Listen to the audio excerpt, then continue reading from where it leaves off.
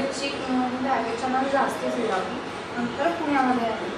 पुण्यामध्ये आल्यानंतर लँग्वेजचा जो काही रिस्पॉन्स होता की प्रत्येक टार्गेट लोकल लँग्वेज आहे, पॅसिव्ह मीडियम आहे, तर ह्या लँग्वेजचा कितपत प्रभाव होता त्या गोष्टींवर किंवा बिझनेस मॉडेल म्हणून पाहताना लँग्वेजचा काय रोल होता त्यामध्ये? मला असं वाटतं भाषा जिवंत राहण्याचं एक कारण असतं की तुम्ही ती बोलता कशी, प्रेझेंट कशी करता. तर हे मास लेवलवर ही जी भाषा जाते, तर मराठी जिवंत राहण्यासाठी रेडिओ स्टेशनवरचा मराठीचा वापर किंवा तो कसा केला जातो ह्याच्याकडे तुम्ही प्रोग्रामिंग हेड म्हणून कधी लक्ष दिलं गेलं? खूपच लक्ष द्यावं लागायचं. तुम्ही भाषेचा काय वापर करता, तुमचं व्याकरण कसं असतं, तुमचे उच्चार कसे होतात, याबद्दल लक्ष राहावंच लागतं तुम्हाला. कारण एक रेडिओला इतकी परंपरा राहिलेली किंवा की रेडिओ प्रमाण बोलेल किंवा बोलतो असा एक त्याच्याबद्दलचा विश्वास सगळ्या श्रोत्यांमध्ये होता. तुम्हाला ती लिगसी किंवा तो वारसा पुढे चालवायचा असतो तर त्याचं भान ठेवायला लागतं. सगळ्यांनीच ते भान ठेवलं अशातलं भान नाही, सगळ्यांकडनं ते झालं अशातलं भान नाही, किंवा मी जेव्हा होतो तेव्हा माझ्याकडनं बरंच वेळेस ते झालं अशातलाही भान नाही. कारण ते कामाचं स्वरूप आणि मुळात व्यवसाय म्हणून एक त्याला एक वेगळाच एक नीती होती, डायमेन्शन. तर त्यामुळे त्या व्यवसायाच्या गरजा ह्या नेहमीच बलिष्ठ ठरत असत किंवा वरचढ ठरत असत. आणि त्यामुळे बऱ्याच वेळा या पद्धतीचा गुणात्मक दर्जा हा दरवेळेस जोपासला जाईलच किंवा अचीव केला जाईलच असं काही सांगता यायचं नाही. ग्रामीण भागातल्या मंडळींची प्रायोरिटी किंवा प्राथमिकता नाहीच आहे मराठी संगीत. याचं कारण असं की त्यांना समकालीन त्यांचं वाटेल असं मराठी संगीत तयारच होत नाही आहे. आणि मग पुन्हा तुम्हाला मागेच जावं लागतं, हृदयनाथ मंगेशकर, सुधीर फडके याच पिढीपर्यंत डायरेक्ट जावं लागतं, राम कदम. तर ते काही मजा नाही. म्हणजे नवीन श्रीनिवास खळे आणि या लोकांनी किती मित्र होऊन जातो तुमचा. म्हणजे जी ताकद मला नाही वाटत इतर कुठल्याही माध्यमामध्ये. तर तो कारण तुम्हाला तुमचं स्वतंत्र अस्तित्व जपण्याचं स्वातंत्र्य ते माध्यम देतं, तुम्हाला ते बांधून ठेवत नाही. आणि तुम्ही इतर काही गोष्टी करत असताना सुद्धा तो सोबत्यासारखा तुमच्याबरोबर राहू शकतो. तर त्यामुळे ते फार पर्सनलाइज आहे. आणि मग असं जेव्हा अगदी आपला जवळचा मित्र त्यांनी आपल्याशी काय पद्धतीने बोलावं त्याबद्दलच्या एक नेमक्या भावना तयार होतातच. तर तशा पद्धतीचं फक्त एक अंडरस्टँडिंग जी लोक तो व्यवसाय म्हणून ते वापरत असतात त्यांना ते धोरणात्मक तो बदल करण्याच्या संबंधाने काही अडचणी होऊ शकतात. कारण त्यांना ते कळत नाही. त्यांना असं वाटतं की पुण्याचा जो बाहेर इमेज आहे कॉस्मो शहर, IT आणि अमुक, तर त्यांना असं वाटतं की नाही याच्यामध्ये हिंदीच बोललं पाहिजे कारण बेंगलोरमध्ये पण हिंदी चालतं आहे किंवा बघेल. तर हा तो भाग होता. पण फोन प्रेक्षकांचं येणं वगैरे ह्या मी कुठल्याच फोनवरती मी जात नाही. कारण काय आपला ऐकला जातो लाखो लोकांकडून आणि फोन येतात शेकड्यात येते.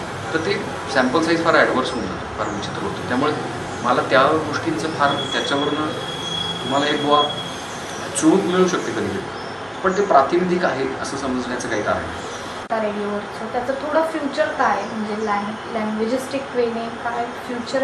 नाही, मला असं वाटतं की एकतर प्रत्येक जो RJ तिथे बोलत असतो त्याला प्रत्येक माणसाला स्वतःची म्हणून काहीतरी एक खासियत अशी डेव्हलप करावीच लागेल. ती भाषेच्या अनुषंगाने असली पाहिजे.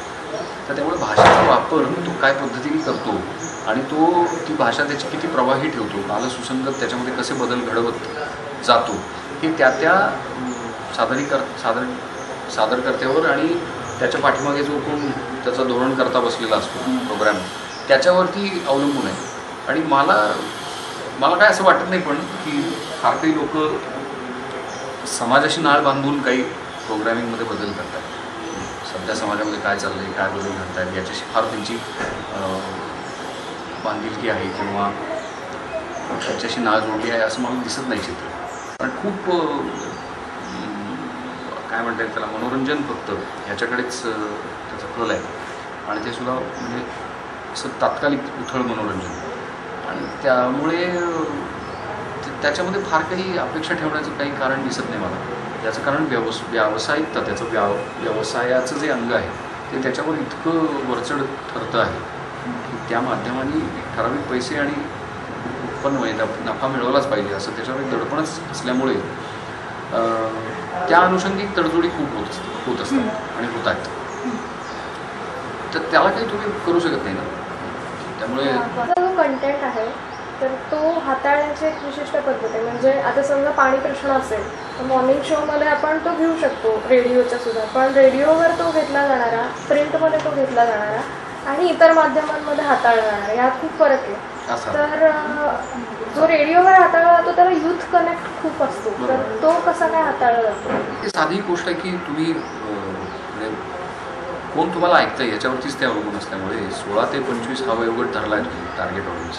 त्या लोकांना भावेल, कळेल आणि त्यांच्या परिप्रेक्षामध्ये म्हणजे त्यांच्या एकूण सर्कलमध्ये काय पद्धतीने तो प्रश्न डोकावतो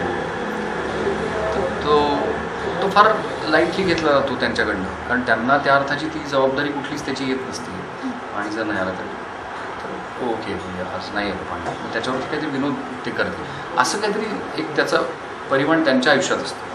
तर मग तुम्ही उगाच सिरियस घेऊन त्याच्यामधलं काहीतरी भारंभार स्टॅटिस्टिक देऊन त्याच्याबद्दल काहीतरी बोलणं हे काही अपेक्षित नाही. त्यामुळे तुम्हाला कोण ऐकतं आहे हे तुम्हाला माहिती असलं की त्याचा एक ॲप्रोच ठरवता येतो.